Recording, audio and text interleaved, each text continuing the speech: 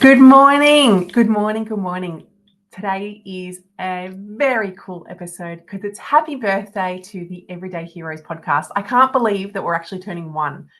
It's it just blows my mind that 1 year ago I was sitting in this very chair talking about uh, how to do a podcast, how to connect with other parents who are going through this same journey, how creating such a beautiful platform to be able to share so much information with so many parents has been such a special place in my heart. So I wanted to go through a few things with you in this podcast about what it has meant to me to turn one and what has happened in this journey. What are the lessons that I've learned? How have I managed to homeschool and be able to run a podcast and do my coaching and, right? Because that's what it feels like when we're raising autistic children. The list is endless. But I wanted to share with you, I want this podcast to be a light-hearted one, something that you can listen to in the car. Maybe you can listen to it in the shower, and maybe on a walk, somewhere where you can really be uplifted because there's so much gratitude here. So I wrote some notes where I'm going to be looking down, but why did I start the podcast? And for me, I felt like there was a gap in the market. I felt like that there was a space where I didn't know what all the services that were available in Victoria, in Australia, where I live. I didn't know the services that were optional online that I could connect with people, via Zoom overseas in America, in Canada, even interstate in Australia. I didn't know all of the bits and pieces that come along with the autism journey. Like, let's be honest here. You know, you can't sit at a computer and type in autism and get all the results that you need. It just doesn't work like that. It doesn't happen. I honestly wish it did. I wish it did because it would make all of our lives a lot easier. But for most parents, we are sitting at the laptop trying to figure out what the next solution is, where the next step is. And a lot of these small businesses don't do a lot of marketing. And so you don't know. It's all through word of mouth. And I would find it hard to know that there would be a parent out there who hasn't, taken up a therapy, tried a new food, tried a new product just because of a recommendation from a girlfriend, from a therapist, from someone. Now, that is what the podcast is all about. It's recommendations around what's out there, what can be on offer, and how we can help our beautiful autistic children with their journey, and how we can help ourselves, how as parents we can help ourselves, because it can be a very dark, very lonely journey if you don't have the support and the community around you to be able to lift you when you feel like you can't go on.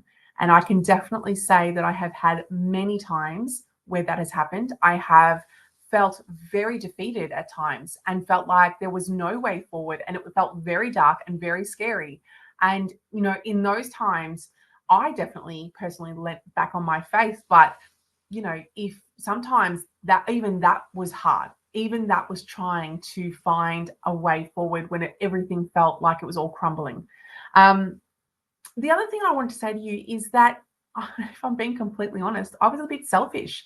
Like, I am a lifelong learner. And as you can tell, I love talking to people. So a podcast was a beautiful way to marry those two things up.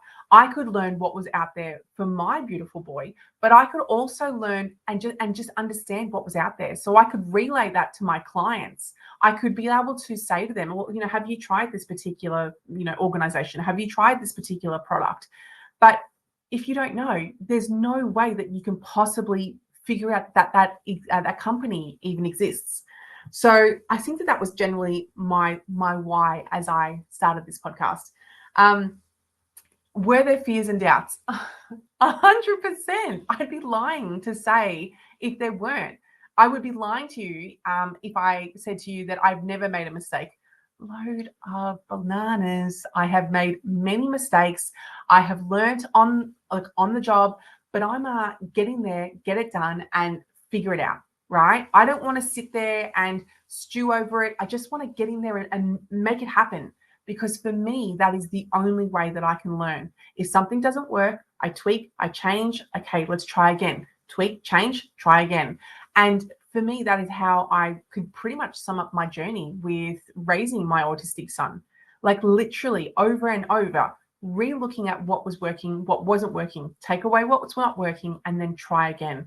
And that is something that I apply to in every area of my life, right? Not just to raising my children, not just to raising my autistic son, but also to what's working for me, whether it comes to food, diet, exercise, who I'm hanging out with, what I'm consuming on TV, what I'm consuming with on my audio. All of that plays a part in, does it make me feel good? Am I getting results? What do I need to change in order to move the needle further?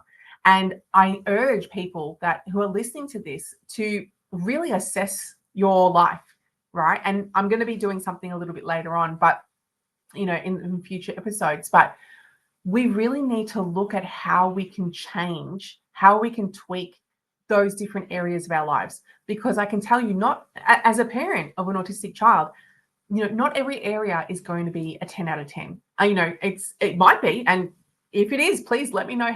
Let me know your secrets. But for most parents, it's not a 10 out of 10, and in most cases, it's less than a 5 out of 10.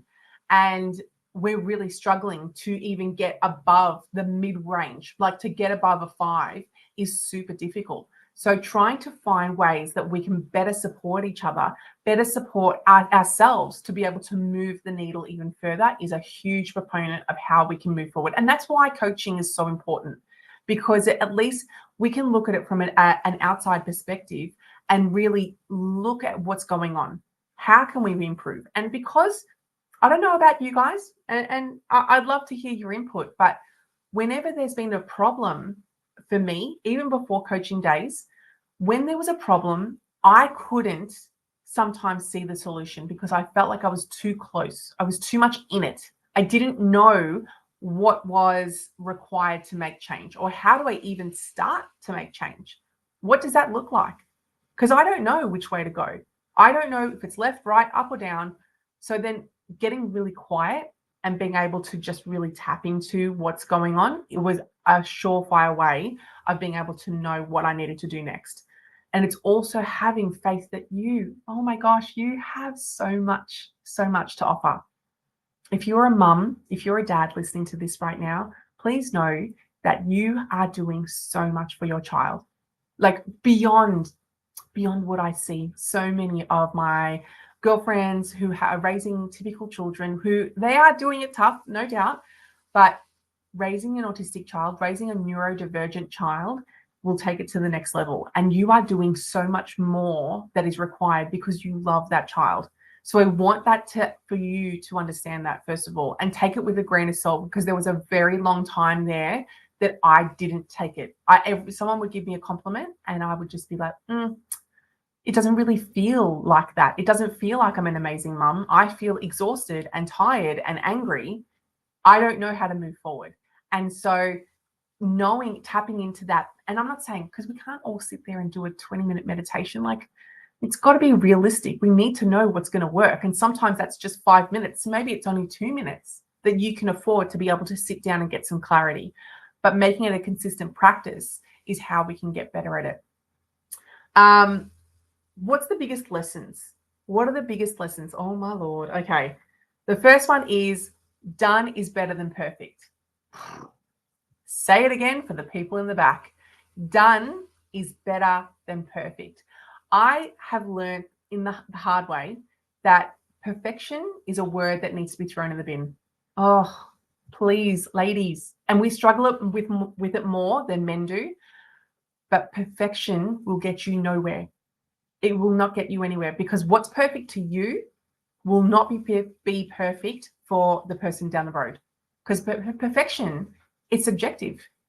It's never going to be perfect for everyone. So even if you think in your mind that it's perfect, it's not going to be perfect for the therapist or for your child or for whatever it is. So done is better than perfect. Just get in there and get it done, no matter what it is. Whether it's starting the exercise, jump on the treadmill. I'm not expecting you to run 20K in the first hit. Just go for a walk. It doesn't need to be that you're running a marathon. Start on the weights, really small weights, 2 kilos. I don't care what it is, but I need you to start. And that is the biggest lesson that I have learned, because this idea that I needed to show up here and always be wearing something new and always have picture perfect hair and picture perfect makeup. Lord, can I just tell you, that is an incredible lie. And I would be doing you guys a disservice if I came on here looking like some sort of supermodel, you know, and thinking that I was going to raise an autistic child as well. Are there women out there that are raising autistic children that do look like their models? Yes. Not me. I am the person that is going to be showing up real and raw, right? With a crap load of concealer so that you can't see my bags, and doing my best to show up in my very authentic self, because that's what I want to give you. I want to give you what is so much in my heart, so much in what is the very essence of me, because there are too many mums out there that are crying into their pillow every single night, wondering if it's going to get better and am I going to stay in the same state? Is it going to ever end? And I want you to know that yes, it will be. It will get better, but we need to start with you first. You need to put on your oxygen mask first, not your child. Because if you are gone, if you are dead and buried, if you are in the hospital, if you are sick with the flu in bed at home, you are no help to anybody. You need to do that first. You need to look after you.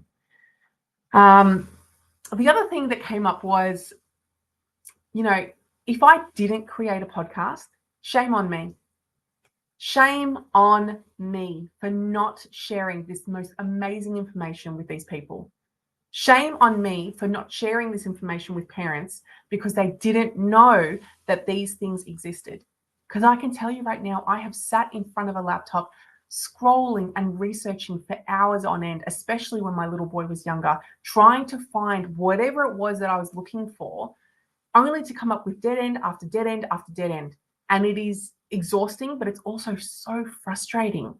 And I think that as parents, the more information we arm them with, the better it is. I am a big proponent of, I will give you all the information possible that I can provide through guests, through solo episodes, and then it's up to you to discern whether you want to use it or not.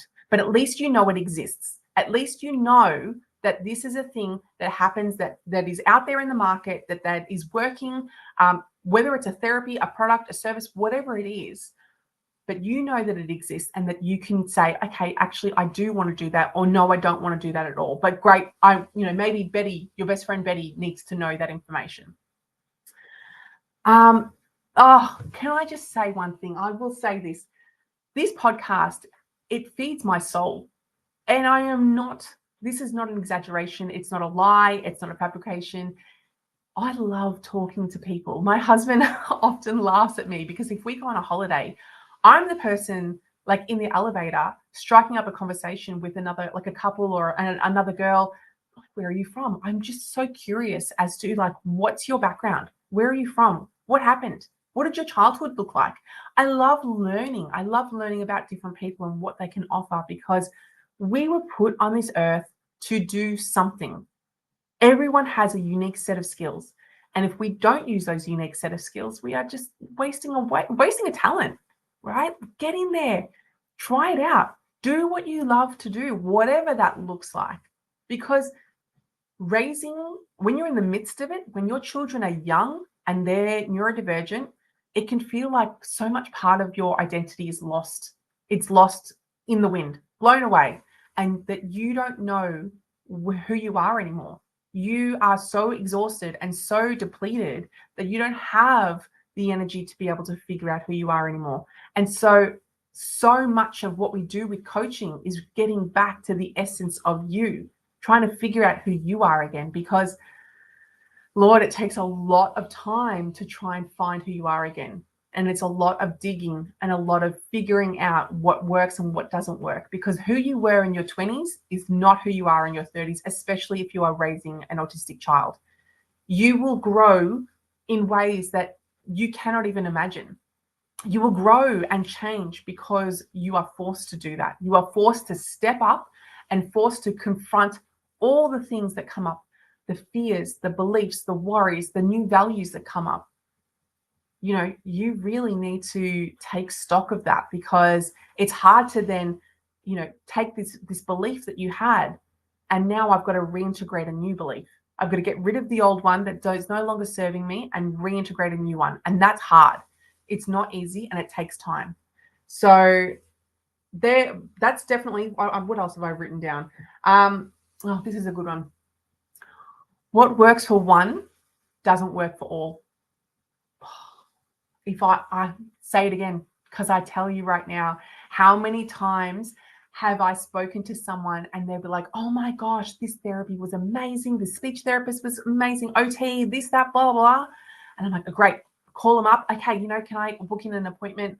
We do the therapy and it just doesn't land with my son. It doesn't land the way that they were talking about it. And so that's why I say it's not, that's, you've heard that saying before. Once you've met one autistic child, you've met one autistic child. That's it. They're not the same, nor should they be the same. Like, I'm not the same as the person next to me. Of course, we're all going to be different. So because they're different, they're going to have different needs. And so that not all therapies are going to be created equal for them. And that's where it comes back down to that test and measuring. Try out a therapy, see if it works. And then it's your responsibility as a parent that if you think it's not working, it gets cut, right? You can't be too much of a people pleaser and stay with a therapist because you're too worried to change. It doesn't work. Like, you're actually not serving your child.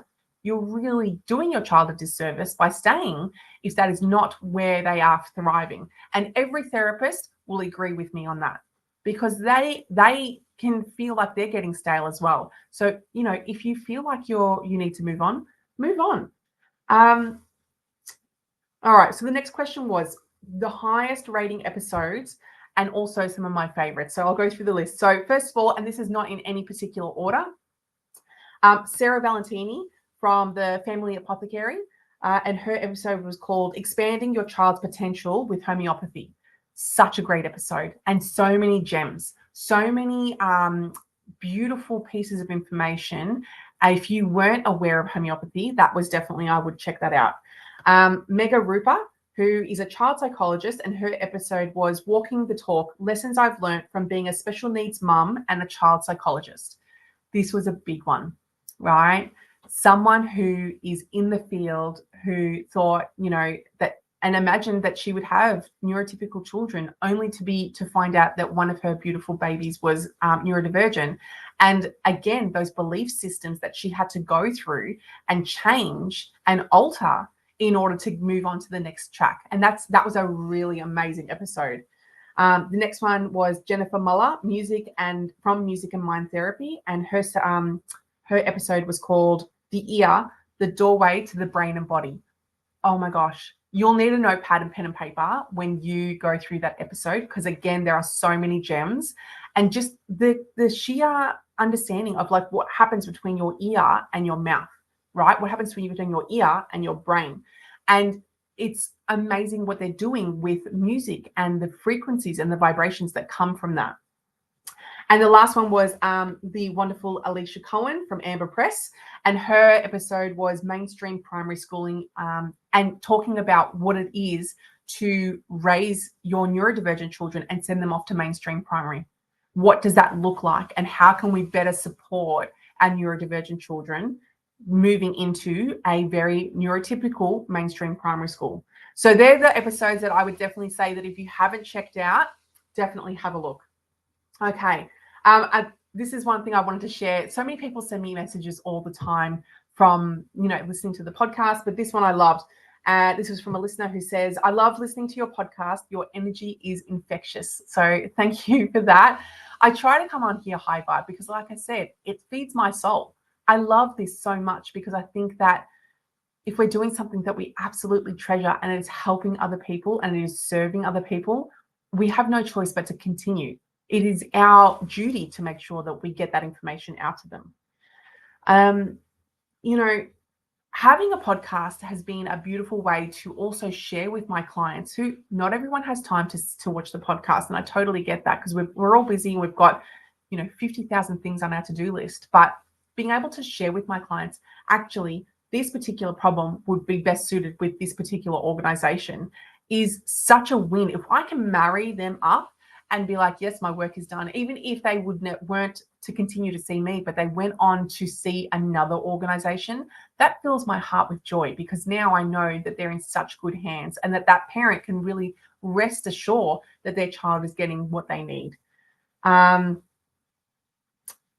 thing I wanted to say to you is the podcast has been amazing, and I have people coming to talk to me about being on the podcast all the time. I get DMs all the time about someone coming on wanting to like have calls to be able to be a guest on the podcast. And one thing I wanted to say to you as a listener, that if you have someone in your life, or if you as a parent are interested in coming on, send me a DM, right? Let me know, because granted, and I will share this with you because I'm really proud of it, but we're fully booked until March next year, right? It is it's September now. We've got guest speakers coming on and booked in till then. And that just goes to show you how much interest there is around the podcast, how much people are keen to share what they're doing with so many parents out there, because it can feel really overwhelming and it can feel really isolating. But having these bite-sized pieces of information helps just get through it a little bit more. And one thing I will say is that I love when I get to meet a small business owner or a parent that shares the same determination, the same fierce ability to advocate for their autistic child as I do. That brings so much joy to my heart, because we know how hard it is. We know how much of a struggle it can be. But knowing that you will fight to the very end for your child, I know how hard it is. And I know that child is blessed to have a parent like that. So just to give you a bit of an outlook on what's coming up. So we've got, just to the end of the year, we've actually got 2 authors coming on. I've got a school can't expert. I've got a hormone health lady coming on specifically for mums, and the hormone health around like perimenopause and menopause. And then also, this might be an interesting one. If your child has issues around hair washing, especially girls with long hair, if they've got issues around hair washing, and maybe you've got a son who's got long hair as well, definitely keep a lookout, because we have someone coming on that's going to help assist with that. And then what else have I got? The question was, what do you foresee for the podcast? How do you see it growing? How do you think it's going to move forward? And I want to say to you that I hope that this podcast grows beyond my wildest dreams. I see it being a source of hope and inspiration for parents who are raising autistic children, knowing that they can come in, look at the episodes, and know that they have information that they can check in on. Know that they have got almost like a directory of different topics that they can check out, and know that, okay, if it's not here, I'm going to reach out to Natalie. I'm going to send her a DM and ask her, have you got this topic? Have you spoken about this topic? And if you haven't, can you get someone in on the topic? Because this is what my child is going through right now, and I need support around this. Absolutely. Because as we know, it's not a vanilla thing. It's not a straight cookie cutter shaped, A plus B equals C. Because Lord, if it was, we would be doing it right now, but it's not, and it's hard, and there's so many facets. There's so many things going on that's where it becomes confusing. That's where it becomes overwhelming, because you don't know what to do first and what to tackle first. But know that this podcast is something it's like my baby, and I want to grow it and I want to be a fierce advocate for it just as much as I am for my children. I want this to grow and to share with everyone. So if you think that there are episodes that you have loved, that you have resonated with, can you please do me a favor and share them with your family and your friends? This is how we grow the podcast. And I'd love for you to subscribe, click on the plus button and subscribe to the YouTube channel so that you are aware of what's going on. Send a comment, through Instagram and Facebook and what's happening, because that's how we grow the podcast. That's how we get more eyes on the information that parents are so desperate they need. And, talking about the desperation of resources, autism in Australia is 1 in 40. 1 in 40, guys. Like, it's crazy to think that we have children who every 1 in 40 children are diagnosed as autistic. Hence why we need more people out there. We need more services. We need fiercer people to advocate for our beautiful babies so that they can live a more successful, more passionate life in this very neurotypical world. It's hard. We look at these beautiful children who find it so very hard to live in a neurotypical world, and we owe it to them to make it as easy as possible so that they can survive, so that they can function, so they can thrive in an environment that was not created for them. So pretty much that's what I've got for you today. I am so pleased that it has gone as gangbusters as it has. I'm so pleased that I can share this information with you and really show you what it's all about, show you behind the scenes, show you different organizations that are available to you and your child, because it's not, everything isn't created equal, and are things really unfair, and a service is hard to find, yes. But this is why this podcast was created, so that you could better navigate the journey with as little hardship as possible, so that you could go through all of the episodes and find what you needed to find. But like I said to you, if there is someone that you want me to have on the podcast, please reach out and DM. If there's an episode that resonates with you, please share it with your friends and family. We need more information out there so that parents know that they are not alone. If you feel like you are struggling, if you feel like you don't know which way to turn and you're feeling like you're really overwhelmed, book in for a free introduction call. It's just you and me. And it's something where I can hold space for you and I can get to better understand your struggles and your overwhelm so that I can give you the tips, tools, and strategies that you need. Because I can tell you, autism does not come with a manual. It does not come with an instruction manual to say, okay, this is what we need to do and this is what we need to get done. But if we can just change the reframe, because I've said this before and I'll say it time and time again, autism isn't a death sentence. It's not. It's not a death sentence. But the way that you perceive it is, it will be a death sentence. If you perceive it, and if your reality is that it is so heavy and that you can't grow and that you can't breathe in this current situation, you will make yourself sick. And I have seen it time and time again. I've seen it with myself. I've seen it with my girlfriends. I've seen it with my clients. Don't put that pressure on yourself. Let's reframe what this means to you. Let's reframe how we can look at this, because it's not all doom and gloom. And once you change that reframe, your child will benefit from that, because they are, like we've spoken before, they're spending and they're using your nervous system as a means to co-regulate. So if you are down and out, they can't regulate from that. And then everything turns to chaos. Everything feels like it's too much. But if you can find a space where you can truly shine, if you can find a space where you can truly be and show up authentically as you and make the best of whatever situation it is and look at it in a different way, you'll be serving your autistic child tenfold. And you know what I found in my journey is that the times where I was really struggling was when my son was not making any progress. No progress. It was just plateau. We weren't moving anywhere. And then as soon as I started to make incremental changes, as soon as I started to change my mindset, that's when I really saw him shine. That's where I saw him take the biggest leaps and learn where he was learning.